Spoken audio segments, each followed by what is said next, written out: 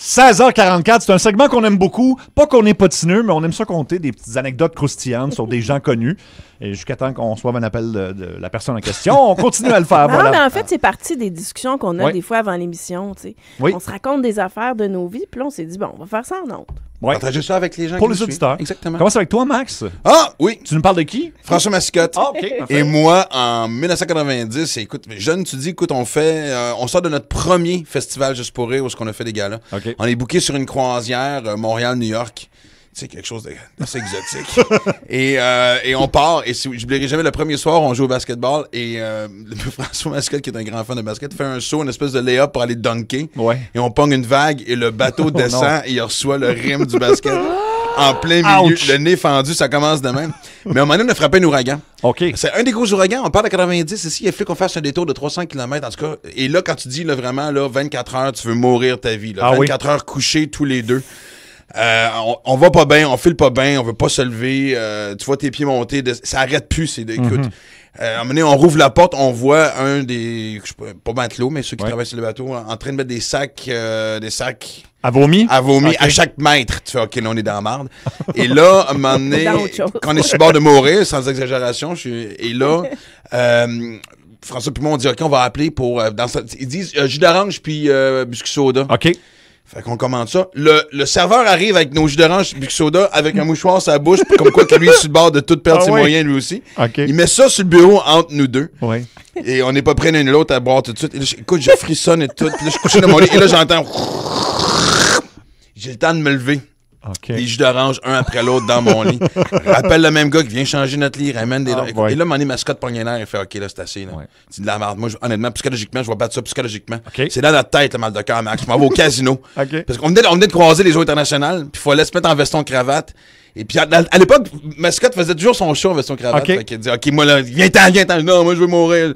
Il part, veston-cravate, s'en va dans le casino, il revient 30 secondes après. Partout sur son suit. Partout sur son suit. Ouais, il n'a pas le temps de se rendre au petit sac blanc, disons. Son suit a été son sac blanc. Ouais. Wow. Écoute, moi, je fais ça rapidement. Mon name dropping, c'est le chanteur Jonas. J'étais dans une loge avec lui, puis il était là avec son frère, mais son frère lui ressemble pas du tout. Et moi, j'ai quand même la même grandeur, puis les cheveux ressemblent un peu. Ouais. De dos dans le noir, ça passe. T'es comme un pouilleux clean. Oui, c'est ça. Oui. Mais bref, il paraît mieux que moi, sauf que là, les gens savaient que son frère était là, puis il y avait beaucoup de filles. Fait qu'à un moment donné, les filles venaient me voir, c'est toi le frère de Jonas? Puis là, moi, le cave, je disais non. Fait que non, je vais commencer à dire oui. Fait que j'ai passé une belle fin de soirée, finalement. Oui? Ben, j'ai dit que j'étais son frère, absolument. Puis j'ai même pris un petit accent anglophone, oui. Pour vrai? Oui. C'est quoi ton accent anglophone, Finda? Oui, je suis le frère de Jonas. J'adore. Ça a marché. Je sais pas si je te méprise ou si je suis fan numéro 1. Des fois, faut en profiter. Max, c'est pas possible. Hein? Non, mais écoute. Marie-Claude, ton histoire. OK, ça concerne Julie Couture, qui est une chef d'antenne des nouvelles à LCN, en fait, à TVA maintenant à Québec. Alors, je suis à Salut Bonjour et le docteur Pépin, le vétérinaire, vient faire sa chronique tous les vendredis. Et là, c'est la chronique accessoires pour chiens.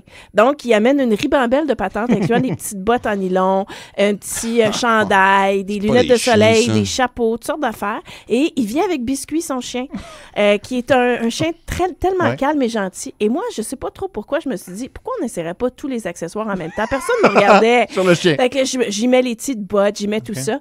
Et à un moment donné, j'oublie que j'ai déguisé Biscuit. Je retourne à mes affaires. Il a traversé le corridor et il est arrivé en ondes pendant les nouvelles. Fait que là, c'est comme ouverture des nouvelles super sérieuses et tu vas passer un chien avec des énormes des bottes, des nylons, chapeau de paille. Ça faisait un bruit d'enfer, les petites bottes de nylon, là. Tu me niaises. Wow. Live en ondes, donc à LCN. Rire de même. Les autres, ils riaient pas, par exemple. Non, j'imagine. Au retour, en musique. Les plus gros hits avec Aerosmith à Énergie. Pour ne rien manquer, télécharge le podcast de Sa rentre au poste sur l'application iHeartRadio et sur iHeartRadio.ca. Énergie.